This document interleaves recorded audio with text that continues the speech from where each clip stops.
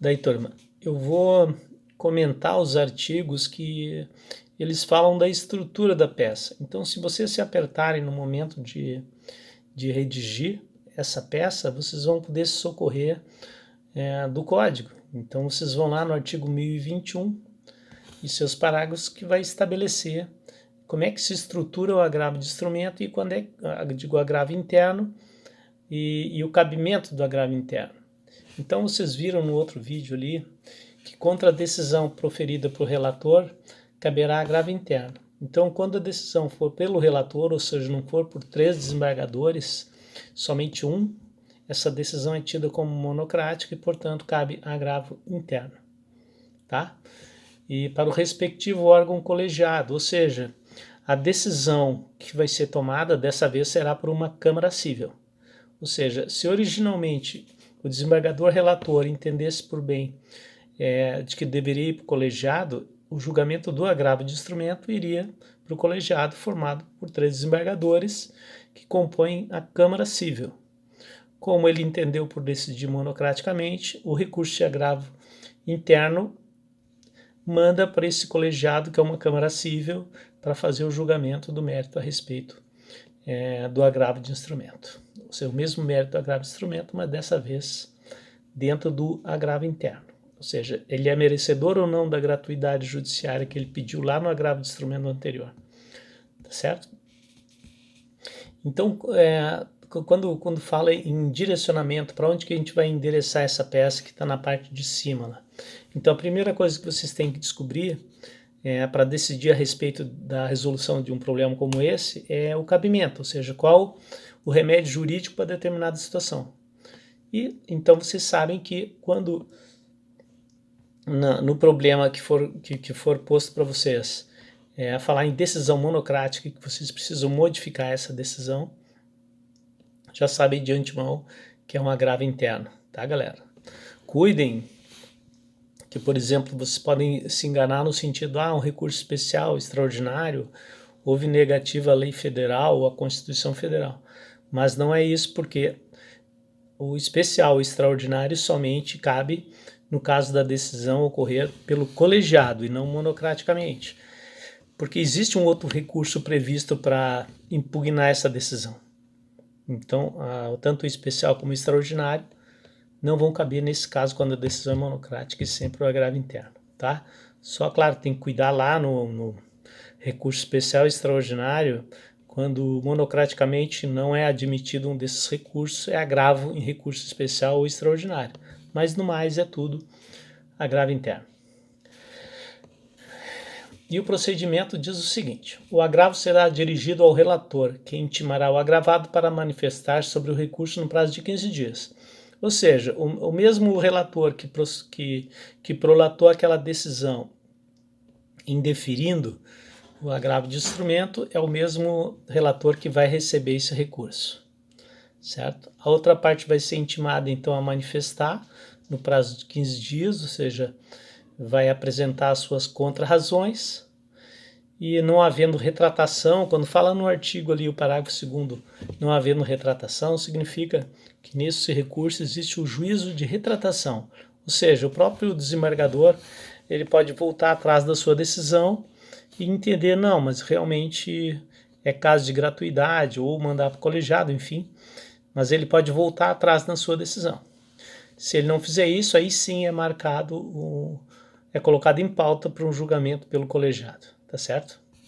Tá? Então, quando vocês dirigirem a peça, lá em cima vocês vão botar excelentíssimo senhor desembargador relator da tal Câmara Cível do Tribunal de Justiça do Estado do Rio Grande do Sul, o número do processo, e ali vocês vão colocar o nome do agravante, logo abaixo. Já qualificado nos autos do processo que move contra fulano de tal, vem por seu procurador interpor agravo interno com base no artigo tal nos seguintes termos. Tá? Não precisa qualificar de novo as partes em razão de que o agravo interno é feito dentro do próprio agravo de instrumento. Então não é formado um novo processo e sim ele segue naqueles mesmos autos. Então não há necessidade de qualificar tudo de novo.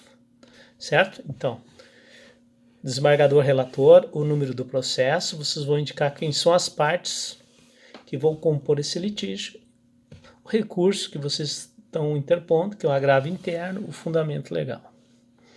Feito isso, vocês vão fazer o relatório dos fatos, ou seja, o que aconteceu. E é basicamente o problema que eu passei para vocês. Ele propôs a ação, requereu a gratuidade judiciária, o juiz entendeu por indeferir, porque se tratava de pessoa jurídica, interpôs o agravo e, sob fundamentos tais, tais e tais, o relator monocraticamente decidiu por indeferir a gratuidade judiciária. Feito o relatório, vão para a admissibilidade recursal.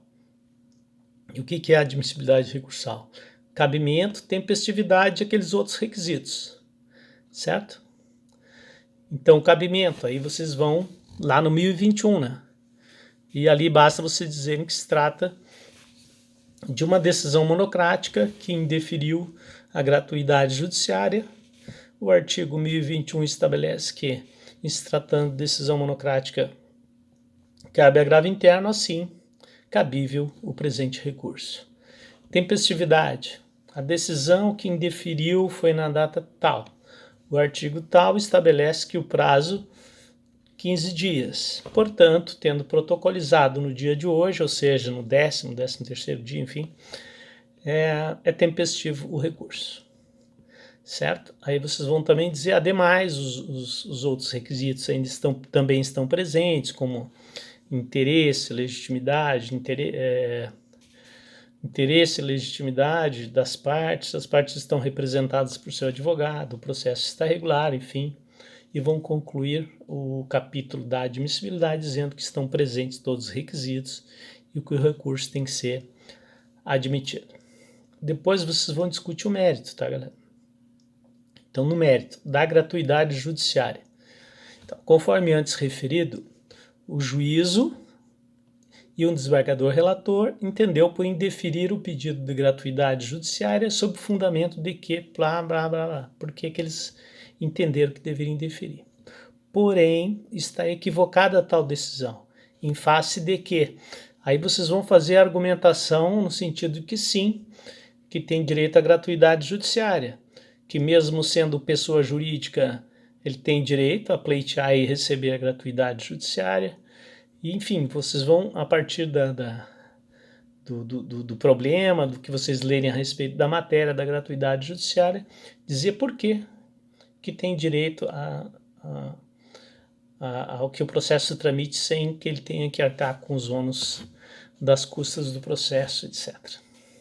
Certo? Eu vou publicar para vocês também um acordo que decidiu isso aí, mas procurem outros acordos e leiam a respeito da gratuidade judiciária. Vocês já só vão conseguir argumentar bem a respeito dessa peça se efetivamente vocês tiverem um bom conhecimento a respeito da gratuidade e quando que ela deve ser deferida. Tá? O desembargador fala bastante ali da questão da prova, né, de que não havia prova, etc. Então aí vocês vão dizer que, ao contrário do que ele está mencionando, existe prova sim, de que eles não têm condições de arcar com as custas, e aí vocês podem inventar algumas coisas ali a respeito da receita da empresa, enfim, que eles estão em uma situação difícil, que não tem condições, etc, etc. Tá? Então, basicamente, o que exige a lei é que a parte, seja pessoa física ou jurídica, não tem condições de arcar com as despesas do processo. Certo? Então é isso que vocês vão fazer. Então, o relatório, admissibilidade recursal. Depois, no mérito, vão dizer que a empresa, sim, tem direito à gratuidade judiciária e por quê. Depois, vocês vão para o capítulo do direito. E no direito, vocês vão falar a respeito da legislação, doutrina e jurisprudência. A legislação, vocês vão falar os artigos que diz que a pessoa não tendo condições de arcar com as despesas, ela tem sim direito à gratuidade judiciária. Também a Constituição Federal estabelece lá no artigo 5º que todo mundo tem direito ao acesso à justiça, etc. E acesso à justiça indica também a questão da gratuidade judiciária. Certo? Vamos falar da doutrina também. O que os doutrinadores falam em relação à gratuidade judiciária? Quando é que tu tem direito? E, por fim, a jurisprudência. Ou seja, o que os tribunais têm entendido em relação ao deferimento da assistência judiciária, mesmo em se tratando de pessoa jurídica. se ela tem direito ou não, em que circunstância tem. Claro que vocês vão buscar emendas que digam respeito à gratuidade judiciária que ela foi deferida, né? Então, leiam esses acordos a respeito disso e vocês vão ter uma boa base do que os tribunais têm decidido. Vão no TJRS, no STJ, no STF, gratuidade judiciária, quando é que tem direito, vocês vão ter bastante matéria a respeito disso. O que diz também na petição, ali no parágrafo 1º de 2021, diz o seguinte: na petição do agravo interno, o recorrente impugnará especificamente os fundamentos da decisão agravada. Então, vocês vão ter que enumerar quais são os argumentos que o relator utilizou para indeferir a gratuidade judiciária e fazer impugnação a respeito disso. Ou seja, indeferiu porque não tem documentos? Não, mas é o contrário do que ele entende. Na verdade, tem documentos, sim, estão aqui, tá? Aqui é para evitar aquele copia e cola, sabe? Quando tu pega um recurso, simplesmente copia num e cola no outro, sem analisar o que foi efetivamente discutido naquele processo, o que o juiz decidiu, com base em quê. Então fica uma espécie de repetição de argumentos, mas sem combater efetivamente os fundamentos da decisão que está sendo objeto do recurso. Se isso acontecer, até em razão ali do princípio da dialeticidade,